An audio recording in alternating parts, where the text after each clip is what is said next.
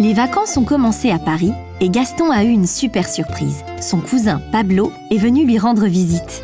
Les deux cousins, Los Dos Primos, sont très contents de se retrouver. Et cet après-midi, Gaston veut faire découvrir le plus grand musée de Paris à Pablo, le Louvre.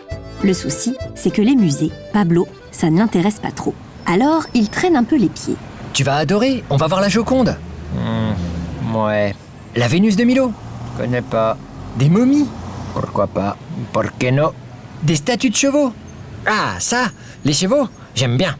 On va commencer par là alors. Balai. Après avoir pris leur billet, les deux garçons pénètrent dans le musée. Ils arrivent très vite dans une grande cour, fermée par un toit en verre transparent. De part et d'autre de l'escalier se trouvent des statues. Gaston montre à son cousin celle des chevaux qui se cabrent. T'as vu?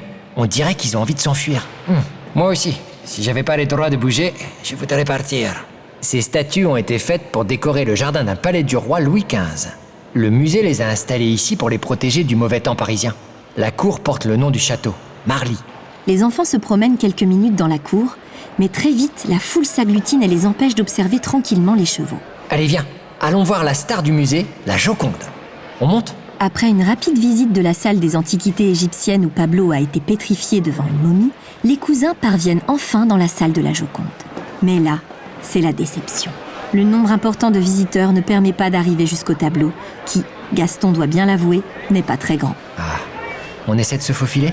Avant même que Pablo ne réponde, un mouvement de foule sépare les garçons. Gaston, donde está? Pablo, où es-tu? Gaston essaie de se diriger vers la sortie, mais il se trompe de porte et se retrouve dans une nouvelle galerie. Heureusement, ici, il y a moins de monde.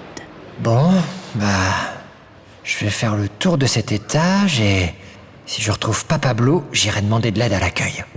Or, Gaston, passionné par les musées, ne peut résister à admirer les œuvres. En errant, il tombe sur les tableaux d'Arcimboldo.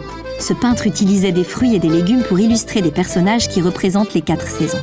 Il s'arrête aussi devant le fameux tableau de Delacroix, La liberté guidant le peuple. Un grand tableau représentant une femme tenant un drapeau français qui conduit la foule vers la Révolution. Gaston est fasciné. Soudain, devant un tableau de soldats à cheval, il se rappelle. Oh, un cheval! Mince, Pablo! Vite, il descend à la cour Marly et quelle ne fut sa surprise lorsqu'il retrouve son cousin, là, endormi, derrière une statue.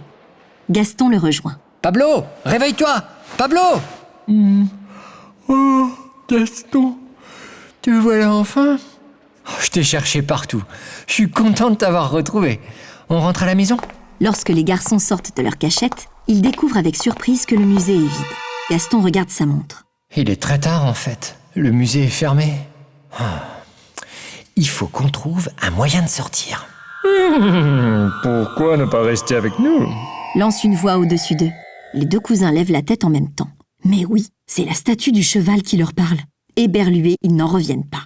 L'animal pousse un hennissement et descend de son piédestal pour les rejoindre. Je vous emmène avec moi à la fête d'anniversaire du scribe accroupi. Vous savez, la statue égyptienne.